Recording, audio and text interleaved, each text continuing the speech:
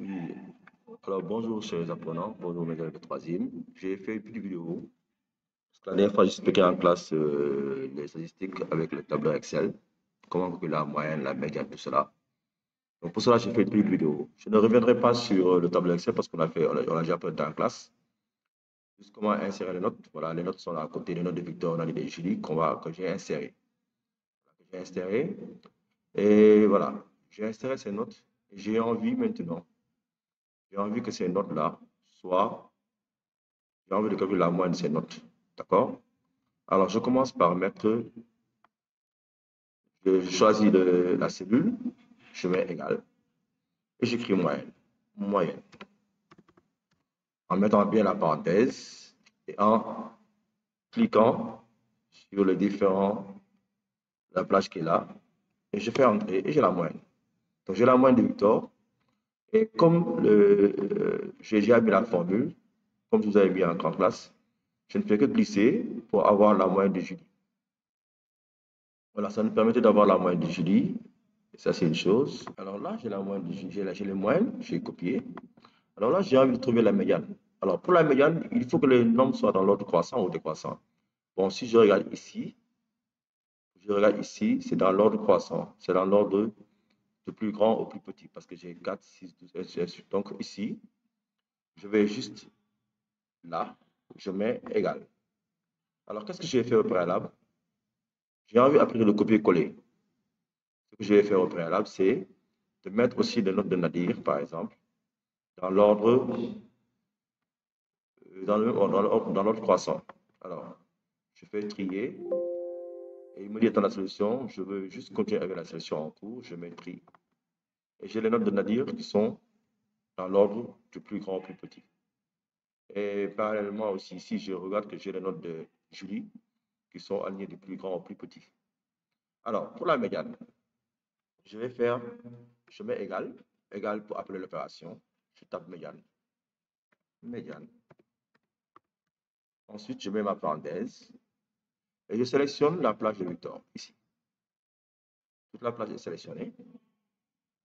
Et ensuite, j'appuie sur la touche Entrée et j'ai la médiane. Et puisque j'avais bien rangé dans l'autre croissant les notes de Julie, de Julie, donc voilà, on a les notes qu'il faut. Alors, c'est 12, 12 partout. Je vais vérifier un peu. Je vais vérifier un peu parce que comme j'ai 12, 12 partout, je vais essayer de vérifier pour voir est-ce que j'aurai la même chose. Je mets étendu. Je mets, je mets étendu ici. Je vais mettre étendu pour voir, parce que j'ai 12, 12 partout, pour voir si la chose est voilà, la même chose. Alors, je mets toujours ma parenthèse et je vais cliquer sur le note 2. Voilà, et je fais entrer.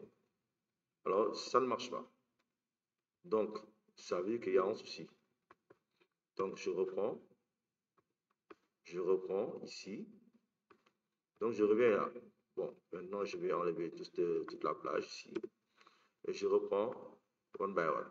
Je fais ça. Je mets égal. Médiane. Égal. Je mets la parenthèse. Je choisis les notes de Julie. Et je fais entrer. Et je vois que c'est 12. Donc, ça veut dire que ce que j'avais fait était bon. Je voulais juste vérifier. Donc, la note, c'est la note aussi. La note médiane, c'est 12, la note du milieu. Alors, pour l'étendue. Pour l'étendue, nous allons cliquer ici. Toujours mettre égal. Et nous allons écrire maximum. Parce que l'étendue, n'oublions pas que c'est la note la plus grande, moins la note la plus petite. Maximum. Alors, je mets toujours la parenthèse. Je sélectionne tous les notes de Victor pour avoir la plus grande note. Je ferme la parenthèse.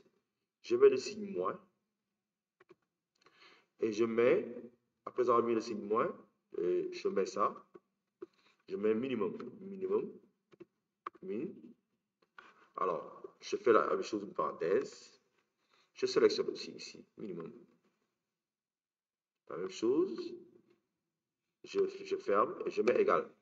Et j'ai l'étendue de la note qui est de 14. Ensuite, je reprends la même chose, je fais ça. Et je tire pour avoir l'étendue des autres notes. Voilà.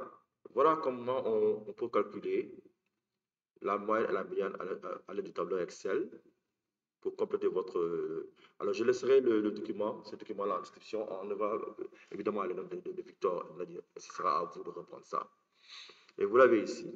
Donc, je rappelle, ici, nous avons, voilà, nous avons pour trier, nous sommes allés ici. Alors, nous avons la possibilité d'arrondir les moyennes. Ça dépend de nous. À un chiffre appelé la virgule, au pourcentage, on peut toucher ici. Voilà, ça, c'était ça le plus important. Merci à vous. Merci pour